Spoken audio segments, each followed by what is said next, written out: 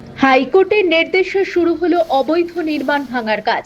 হাসনাবাদ থানার তালপুকুর এলাকায় প্রশাসনের উপস্থিতিতে ভেঙে ফেলা হয় সাদ্দাম হোসেন গাজীর নির্মিত একটি বাড়ি তৈরির সরঞ্জামের দোকান।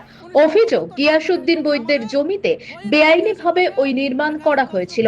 এই নিয়ে দীর্ঘদিন আদালতে আইনি লড়াই চলার পর হাইকোর্ট নির্মাণটিকে অবৈধ ঘোষণা করে ভাঙার নির্দেশ দেয়। সেই নির্দেশ মেনেই এদিন প্রশাসন ভাঙার কাজ শুরু করে। ঘটনাস্থলে মোতায়েন রয়েছে হাসনাবাদ থানার পুলিশ এবং কেন্দ্রীয় বাহিনী।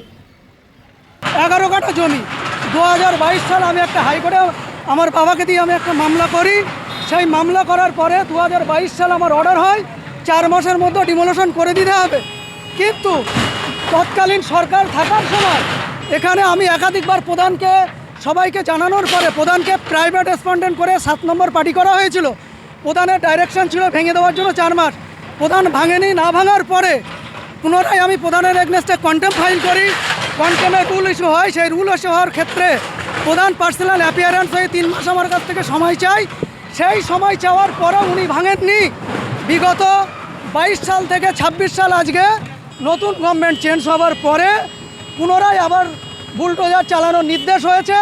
মহামান্য বিচারপতি জাস্টিস শম্পা সরকার, জাস্টিস সুপ্রা ঘোষ, আমার আইনজীবী মাননীয় ওমর ফারুক গাজী, তিনি আবার রিট ফাইল করে একটা 7 ডেটসের মধ্যে অর্ডারটা পাস করেন।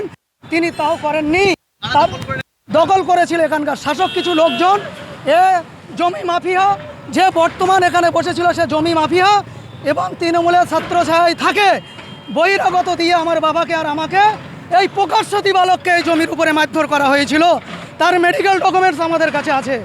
সমস্ত এভিডেন্স আমরা থানাতে দিয়েছি, কোর্টকে দিয়েছি।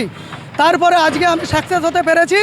আমার স্যার কলকাতা হাইকোর্টের নির্দেশে আজকে অ্যাডভোকেট ওমর ফারুক গাজী, তিনি আমার স্যার, তিনি আমার অভিভাবক, ওনার প্রচেষ্টায় আজকে এই বুলডোজার চলছেন। এটা আমার নাম মোহাম্মদ সিরাজ বৈদ্য লালটু। আমার বাবার নামে গিয়াসউদ্দিন বৈদ্য, আমার বাবার নামের 35 সম্পত্তি। এটা 97-5 1975 সাল থেকে এই জমি আমাদের। বহিরাগত এসে বসে এখানে তসরুপ করে আমাদেরকে মেরে তাড়িয়ে দেয়। আজকে মহামান্য বিচারপতি, মহামান্য হাইকোর্টের উদ্দেশ্যে আমরা এই জায়গাটা পুনরায় ফিরে পেয়েছি। এটাই কোর্টকে ধন্যবাদ, মাননীয় ওমর ফারুক গাজীকে ধন্যবাদ, প্রশাসনকে ধন্যবাদ, প্রশাসনকেও ধন্যবাদ জানাই। সমস্ত সাংবাদিকতা যারা আছেন, পুলিশ প্রশাসন থেকে শুরু করে সবাইকে আমি ধন্যবাদ জানাই।